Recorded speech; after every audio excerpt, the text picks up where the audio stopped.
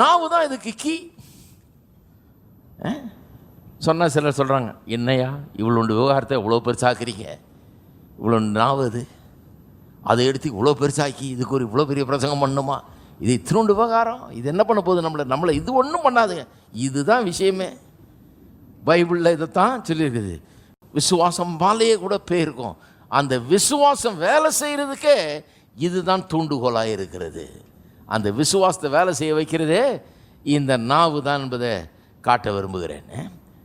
அதனால தான் பாருங்கள், இஸ்ரவேலருக்கு தேவன் சொன்னார், ஆசீர்வாதத்தையும் சாபத்தையும் உனக்கு முன்பாக வைத்தேன். 30ஆம் வாசத்தை பாருங்கள், உபாகமத்தில். ஆசீர்வாதத்தையும் வச்சேன், சாபத்தையும் வச்சேன், ஜீவனையும் வச்சேன், மரணத்தையும் சொல்லிவிட்டு அப்புறம் சொல்கிறார், ஜீவனை எப்படி தெரிந்து கொள்வீங்க சொல்லுங்கள் பார்ப்போம். ஜீவனை தெரிந்து கொள்ளனா எப்படி தெரிந்து கொள்வது? எக்ஸாமுக்கு போகிறோம், மல்டிபிள் சாய்ஸ் கொடுக்குறாங்க.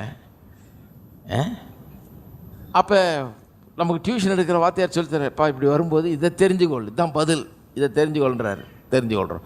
ஜீவனை தெரிந்து கொள்ளணும். அது எப்படி தெரிந்து கொள்வது? எப்படி ஜீவனை வாழ்க்கையில் தெரிந்து கொள்வது?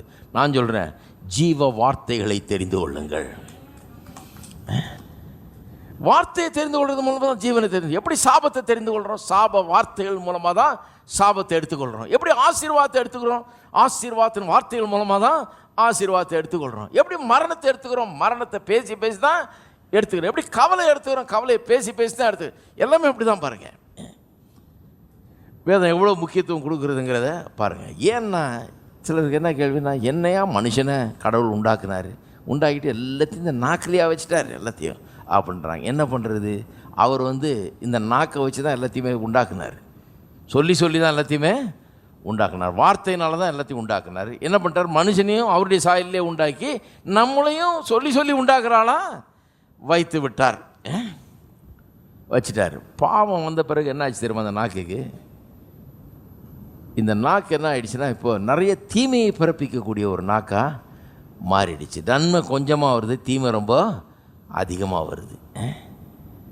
நன்மை கொஞ்சமாக வருது, தீமை ரொம்ப அதிகமாக வருது. அப்போ வாழ்க்கையில் பேலன்ஸே வேறு விதமாக போயிடுச்சு. நிறைய தீமை வருது, கொஞ்சம் தான் நன்மை வருது. ஏன்னா கொஞ்சம் தான் நன்மையை பேசுகிறோம், நிறையா தீமையை பேசுகிறோம்.